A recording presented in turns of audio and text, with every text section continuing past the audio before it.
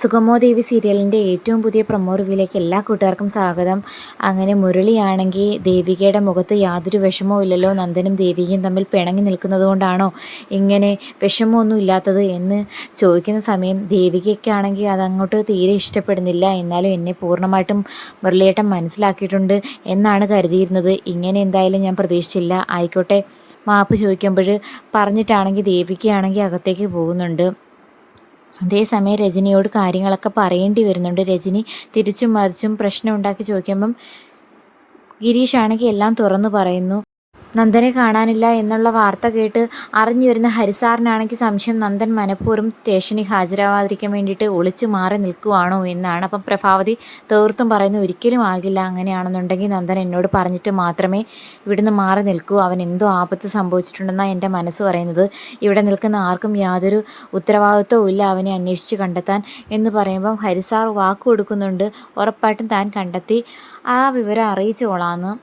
ബെല്ലയുടെ അതിബുദ്ധി, അതായത് എന്ത് കാര്യമുണ്ടെങ്കിലും തീരുമാനിക്കുന്നത് ഋഷിയുമായിട്ട് ആലോചിച്ചിട്ടായിരുന്നു. പക്ഷേ സ്റ്റേഷനിൽ നന്ദനെ ഹാജരാക്കാൻ പോകുന്നു, അതുപോലെ തങ്ങൾക്ക് തിരിച്ചടിയായി കാര്യങ്ങൾ ഭവിക്കാൻ പോകുന്നു എന്നുള്ള കാര്യം മനസ്സിലാക്കി ബെല്ലയും അതുപോലെ ഋഷിയും ചെറുതായിട്ടൊന്ന് ഉടക്കിയിരുന്നു. കാരണം ഋഷിയോട് ഹരിസാർ തൻ്റെ വീട്ടിൽ വന്ന് ഓരോ കാര്യങ്ങൾ ഇങ്ങനെ പറഞ്ഞിട്ട് പോയതിന് ശേഷം സംസാരിച്ച കൂട്ടത്തിൽ നമ്മുടെ ഋഷിയാണെങ്കിൽ സ്ട്രിക്റ്റായിട്ട് പറഞ്ഞിരുന്നു, അങ്ങനെ നന്ദൻ സ്റ്റേഷനിൽ ഹാജരായി കേസെല്ലാം പുറത്ത് തെളിയിക്കുകയാണെന്നുണ്ടെങ്കിൽ നമ്മളെല്ലാവരും ഒരുപോലെ അഴിയെണ്ണേണ്ടി വരുമെന്ന്.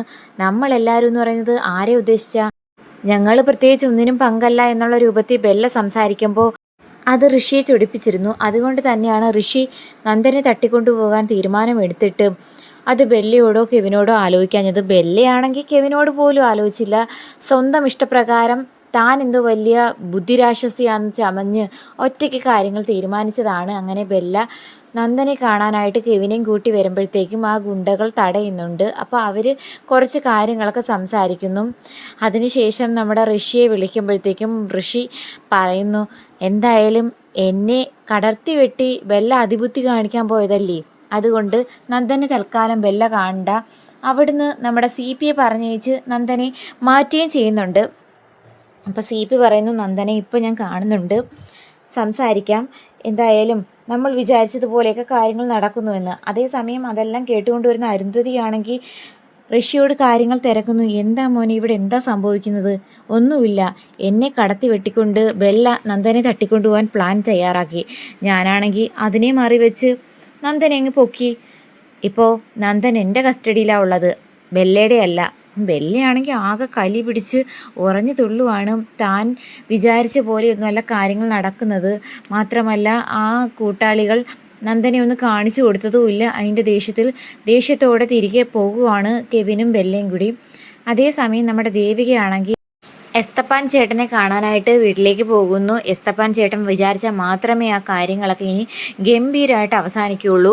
പല പ്രതിസന്ധി ഘട്ടങ്ങളിൽ ചന്ദ്രോത്ത് വീട്ടിന് വേണ്ടിയിട്ടും മാത്രമല്ല ദേവിയയ്ക്ക് വേണ്ടിയിട്ടും സ്വന്തം ജീവൻ പോലും ബലി അർപ്പിക്കാൻ തയ്യാറായ ഏറ്റവും സ്നേഹമുള്ളൊരു മനുഷ്യനാണ് എസ്തപ്പാൻ ചേട്ടൻ. ദേവിയയ്ക്കൊരു വിഷമമെന്ന് പറഞ്ഞു കഴിഞ്ഞാൽ അത് തൻ്റെയും കൂടി വിഷമമാണെന്ന് കണക്കാക്കുന്ന ഒരു മനുഷ്യനായതുകൊണ്ട് തന്നെ തീർച്ചയായിട്ടും ദേവികയുടെ ഈ ഒരു സങ്കടം അറിയിച്ചു കഴിഞ്ഞാൽ അതിനുള്ള പ്രതിവിധിയും മാത്രമല്ല അവിടെയൊക്കെ ഉള്ള ഗുണ്ടകളുടെ സംഘം ഏതൊക്കെയാണെന്ന് എസ്തപ്പാൻ ചേട്ടന് വ്യക്തമായിട്ട് അറിയാം.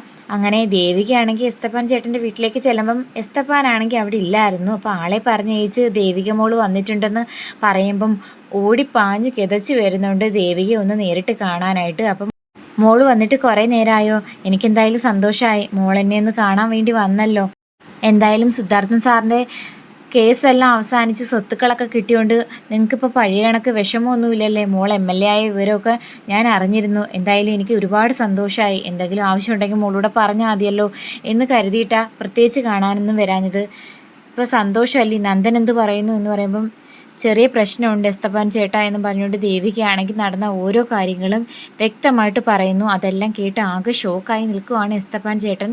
അപ്പം അരുന്ധതിയുടെയും ഋഷിയുടെയും അതുപോലെ ബെല്ലയുടെയും കെവിൻ്റെയും എല്ലാ കാര്യങ്ങളും പറയുന്നതിലൂടെ അരുന്ധതിയെ തന്നെയാണ് ഇപ്പോഴും എസ്തപ്പാൻ ചേട്ടന് സംശയം. കാരണം ഋഷിയെ കൊന്നതിൻ്റെ പേര് അരുന്ധതിയും സംഘവുമായിരിക്കുമോ നമ്മുടെ നന്ദനെ തട്ടിക്കൊണ്ടുപോയേ എന്നാണ് ചേട്ടനും എല്ലാം കേട്ടിട്ട് തോന്നിക്കുന്നത്. അത് ദേവികയോട് അറിയിക്കുകയും ചെയ്യുന്നു. എന്തായാലും മോള് സങ്കടപ്പെടേണ്ട, നന്ദനെ കണ്ടെത്തുന്ന കാര്യം ഞാൻ ഏറ്റു. ഈ ഞാനൊരു കാര്യം പറഞ്ഞു കഴിഞ്ഞാൽ മോൾക്ക് അതിന് വിശ്വാസമില്ലേ? അധികം താമസിക്കുന്നതിന് മുമ്പിട്ട് ഞാൻ നന്ദനെ മോളുടെ അടുത്തേക്ക് തന്നെ കൂട്ടിക്കൊണ്ട് വരുമെന്നൊക്കെ വാക്ക് കൊടുക്കുമ്പോൾ ദേവികയ്ക്ക് അല്പം സമാധാനമാകുന്നു.